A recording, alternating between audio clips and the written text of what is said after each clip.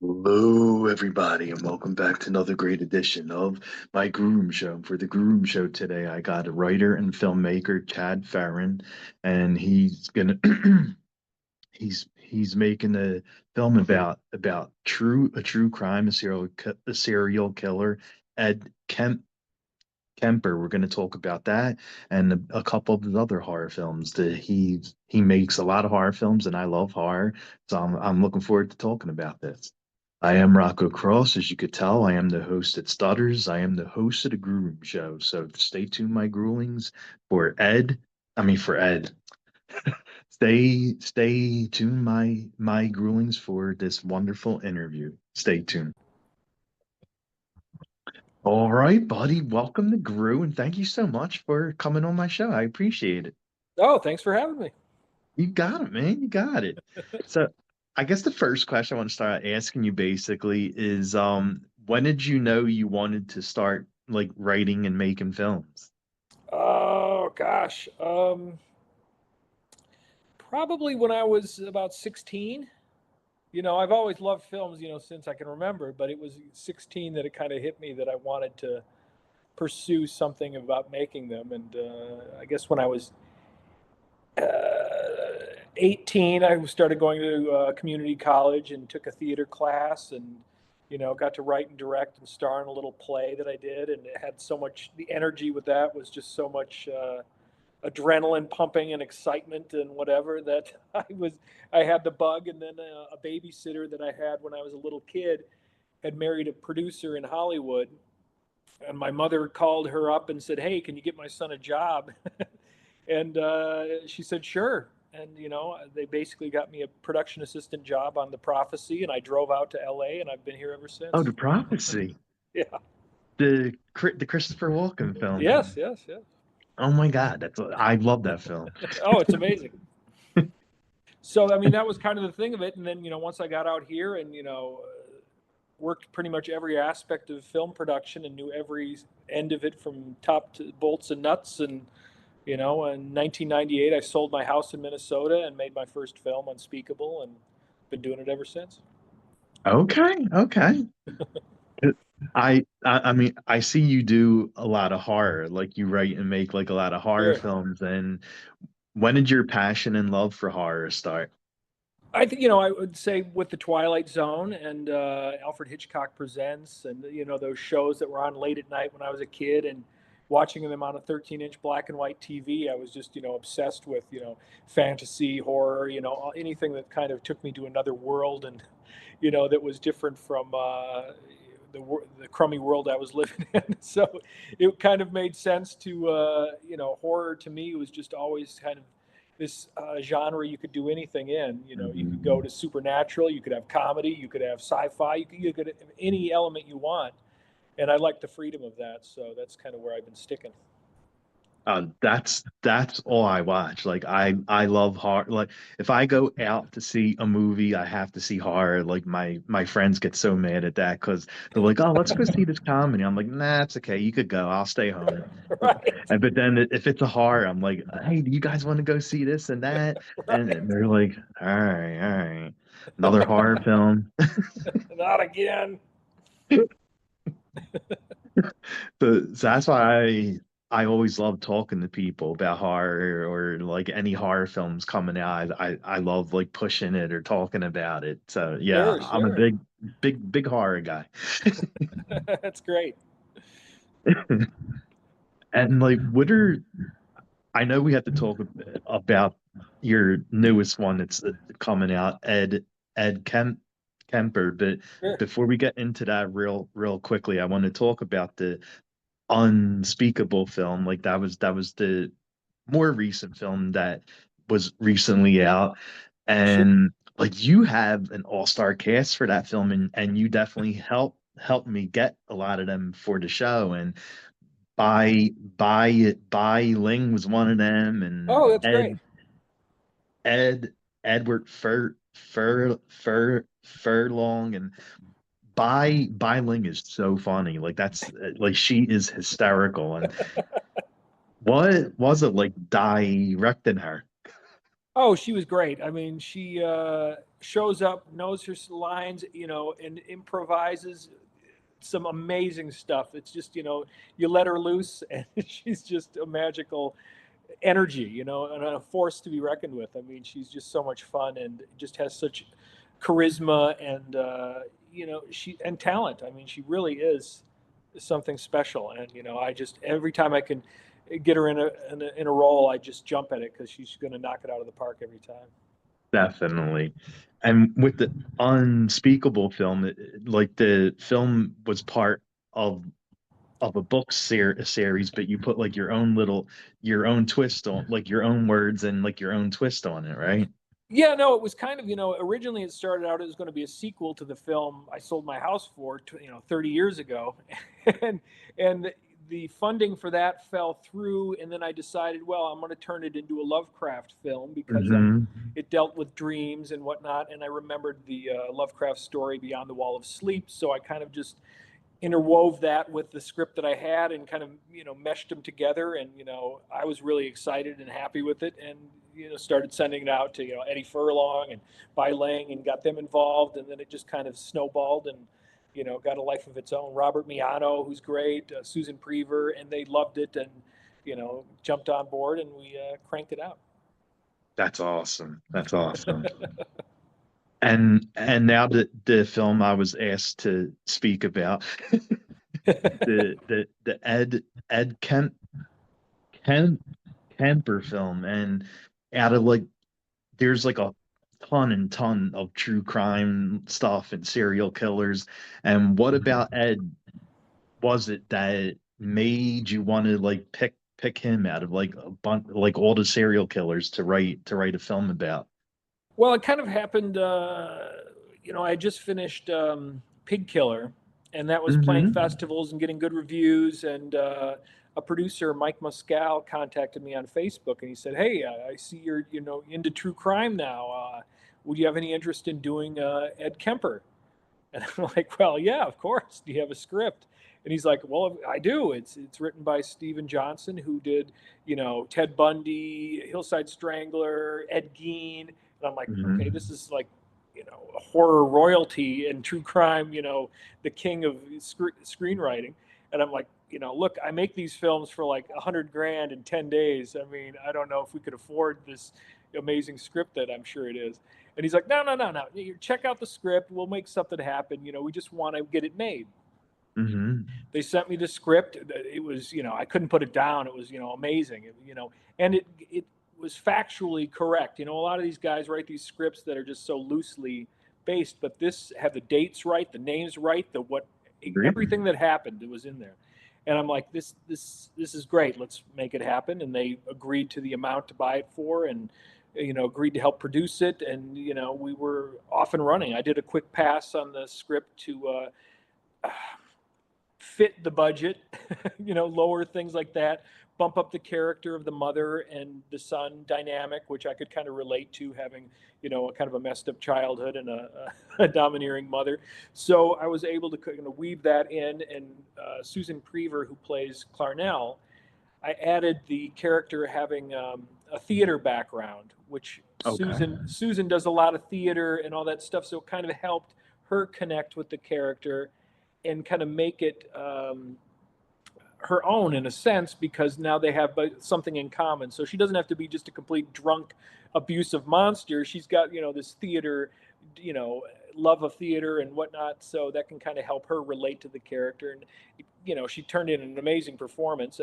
So it was one of those things of each time I kind of go through a script, if I have an actor in mind, I kind of try to tailor it to some of the Hmm. things they have going on in real life, and it usually seems to help their performance a great deal.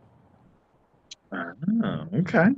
Yeah, I mean, I have to say, like, I mean, I'm a big like I was saying, I'm a big horror guy, and I watch like a lot of true crime films, and like, I mean, of course I know like the Dahmers and Ted Bundy Sure. and Charles Manson and all that stuff, but Right. Ed Kemper, like, this is the first time I ever heard about him, and I had to like look him up and see like he did have like a very abusive childhood and Right. killed his mother because and then he killed he killed woman because of what happened with his mom. Sure, sure. No, it was one of those things where, he's a really interesting guy because he's one of the few serial killers who, admits everything completely, and Oh, really? he helped the FBI develop, the whole kind of, serial killer behavior and all that. He's very forthcoming of his crimes and his mindset and all those kind of things. I mean, he had 135 IQ. He was six What? foot nine. I mean, he was a big, intimidating but very smart individual, and very interesting. The path he chose. Someone that smart to go Yeah, that direction is insane. But it's one of those things where at least he's helped society since being captured, and he even he read books, audio books for the blind. That was a big thing. yeah. One of his jobs in prison, and just an interesting character, to say the least.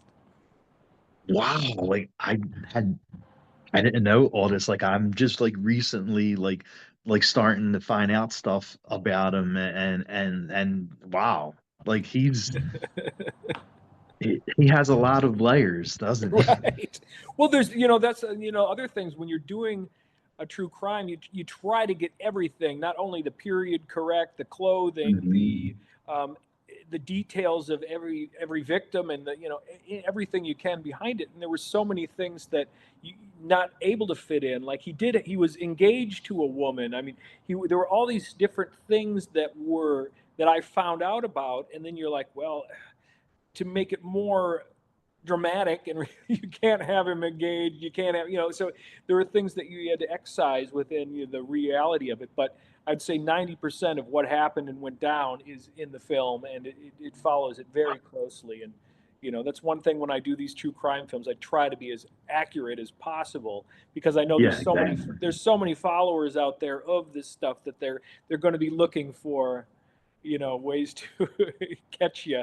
And I try to Hmm. try to do the best you can for not only the budget but also just for the uh, to be true to what happened. You got to kind of be honest with it. Wow. And you're working with Dread. Dread's the name of the horror company that's doing the film. And how did you wind up getting hooked up with them? Oh, that's an interesting thing, because I did a film called Parasites with an actor, Jeffrey Decker, who he was great in that film. And I hadn't talked to him in a while, and then Terror Vision was releasing a special edition Blu-ray of Parasites, so they got us together at this little studio, and they were doing interviews and whatever. And I ran into Jeffrey there, and I'm like, hey, long time no see. And we started talking, and he said he's gotten into film producing, and he's got a film, and he's been dealing with Epic Pictures and the Dread Hmm. label. And he's like, if you have anything, let me know, and maybe we can make something happen with him. So we had shot Ed Kemper, and I was finishing up the rough cut, and I touched base with them. I said, hey, would they want to take a look at the film when I'm done? And they're like, yeah, send it right now. Actually, they want to take a look at the rough cut. And I'm like, I don't really like doing rough cuts because it's rough. No, no, no. They understand. Send it over. And Patrick, the head of the company, looked at the film, liked the film, made an offer on it, before it was done. And I'm like, okay, let's make this happen. And then the same thing with Dorothea, the other true crime film that I Hmm. had a script for it. I sent them the script. They liked the script. They bought it before we filmed it, and now they're going to release that this year as well. So it's Really? it's and hopefully I'm working on the Night Stalker Richard Ramirez script right now, and they also have plans to release that. So it started from hey, haven't seen you in a long time. A film that I shot in 2016 came full circle, and now led to Yeah. three projects going through a company that he was associated with. Oh, that's wow. Hey, like this is your niche though. Like your horror and true crime. Like it seems like this is your niche.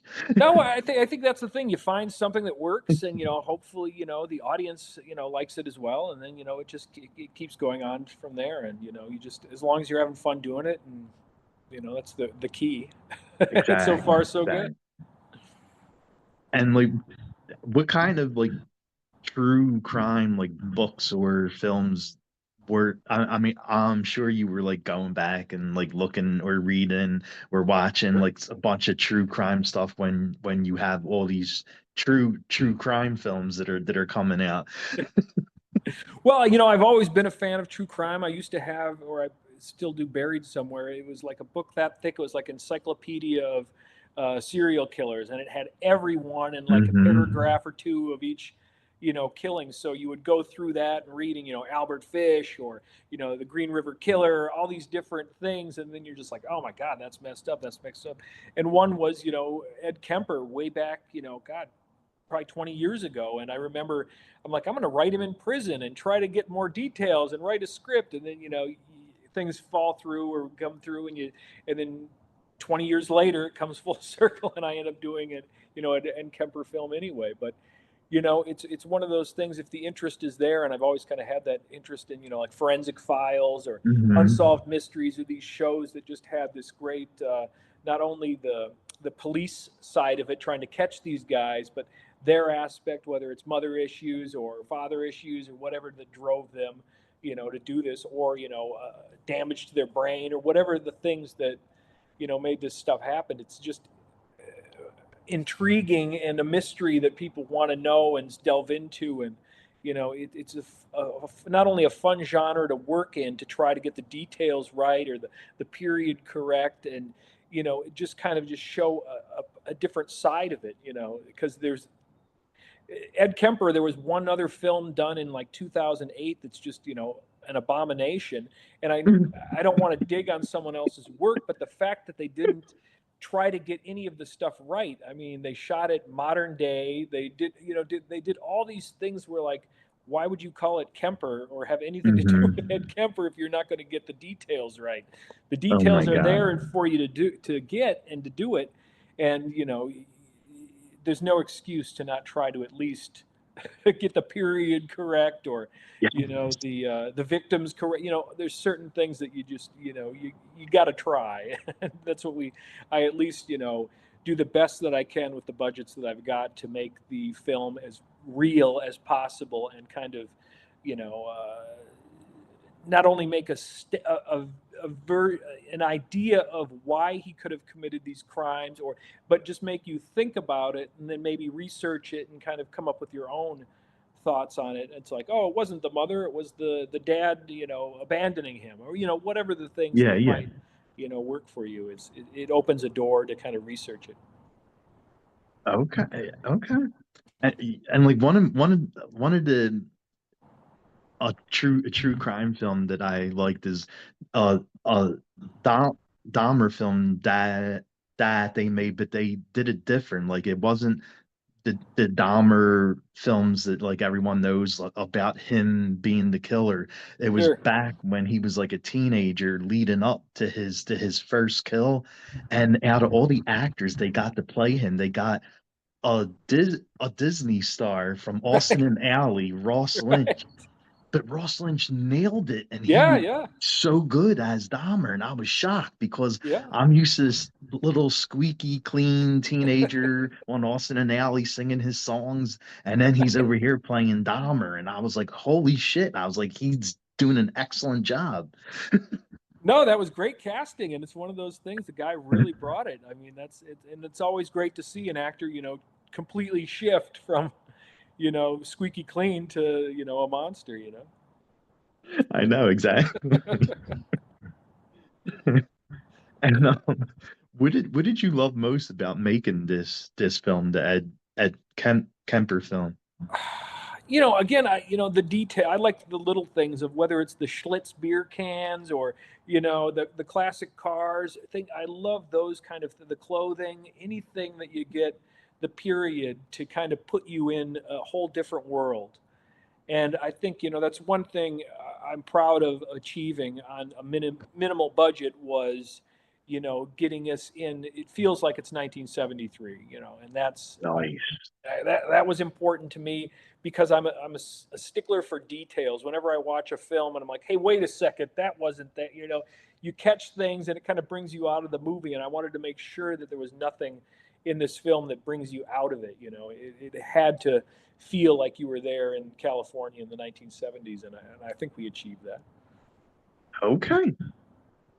And being a horror film, like what one thing that I love about like horror true crime films is the creepy scored music. And how did you know the sound that you wanted for this film? The score. Oh, Richard Band, who's the king of composing.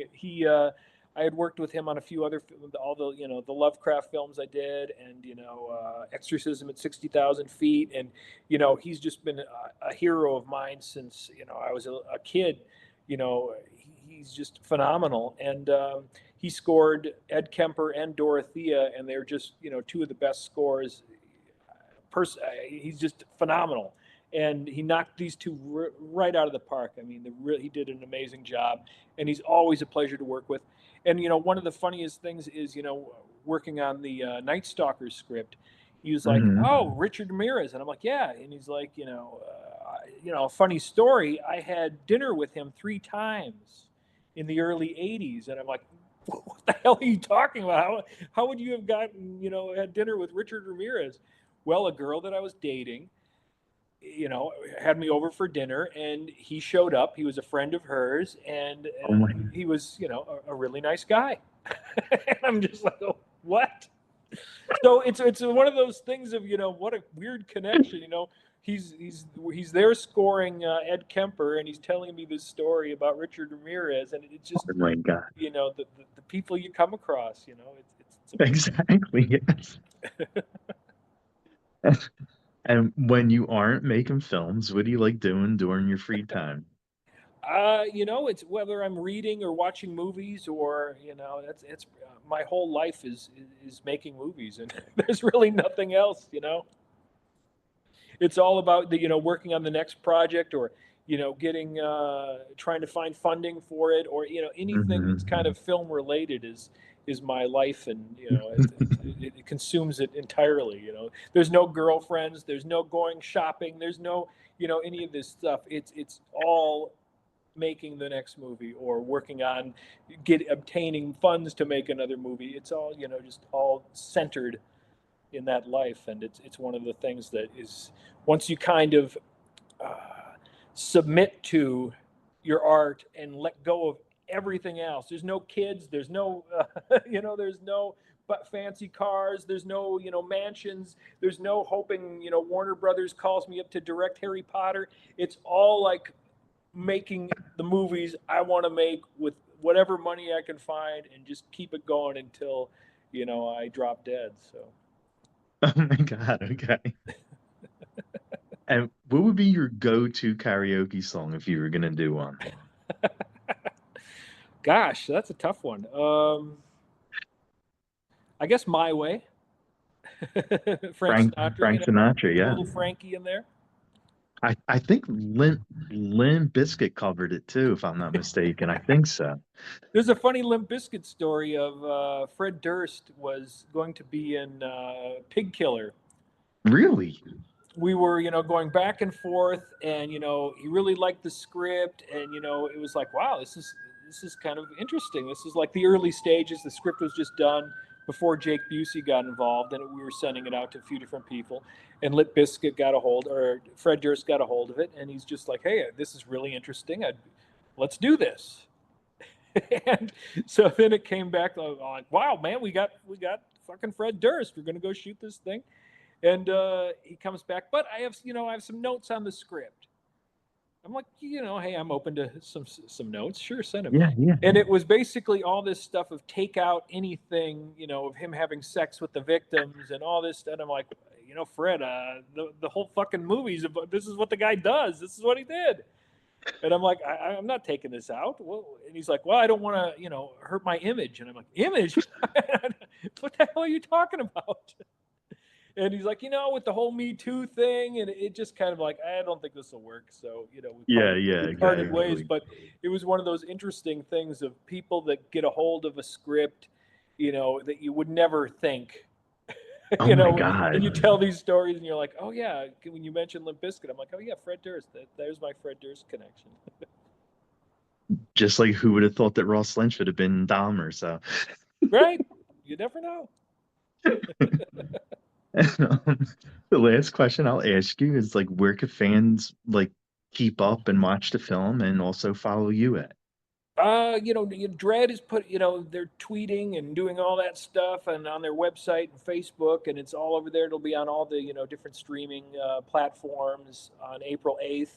April 4th, they're doing a little limited theatrical of it for a week. And, if you want to see it in the theater, or if it's not in your town, ask your theater, hey, can you carry this? Get the word out there, and we can try and get it into their theater. And if they want to reach me, just, I'm on Twitter, Facebook, Instagram, just type in my name and you'll find me. Awesome, buddy. Well, thanks again for coming on the show, and I appreciate you hooking me up with interviews from your last film. And again, thanks for everything. Oh, thank you. It was a pleasure. Have a really good weekend. You too, my friend, and I'll see you in the next one. Definitely. Bye. Bye.